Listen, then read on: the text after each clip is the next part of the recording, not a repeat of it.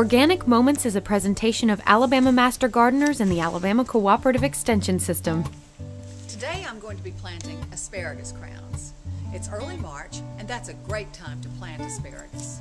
If you're like me, you may be a little intimidated by asparagus because it's more difficult to plant than other vegetables, and you don't get any production out of it the first year. But that's it for the bad news. The rest is all good.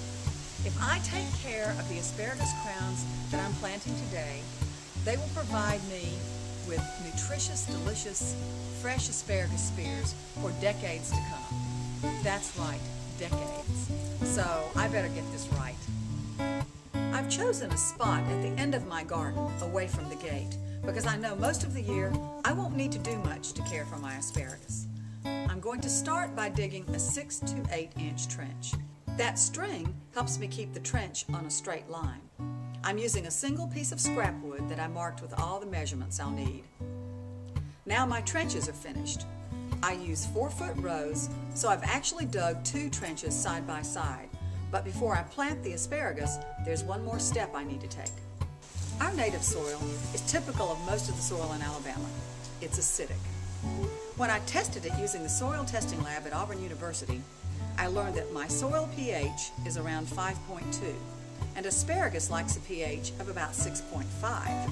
So in addition to my normal practice of liming the surface of the soil, I'm going to work into the trench itself a little agricultural lime that I got from my local feed store.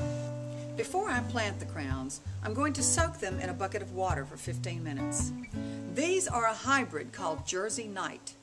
Unlike the old Mary Washington asparagus, these hybrids are all male and don't waste their growth on seeds.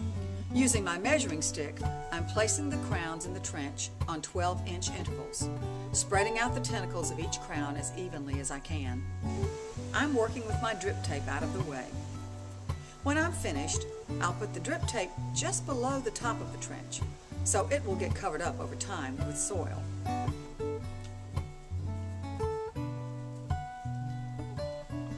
I'm covering the crowns with a few handfuls of our precious homegrown compost, and then a little native soil, to a total depth of about 3 inches.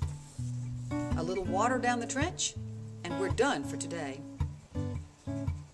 Now, as my crowns generate foliage and poke above the soil, I'll slowly fill in the trench with the remaining native soil until the trench is completely level with the surrounding soil, being careful not to cover the foliage.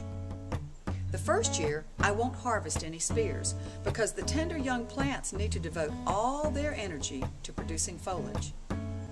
The second year, I can harvest for 2 weeks and then let the spears grow. The third year, I can harvest for 4 weeks. And the fourth year and all years after that, I can harvest asparagus for 6 weeks before letting the spears go to establish foliage. Good luck planting your asparagus.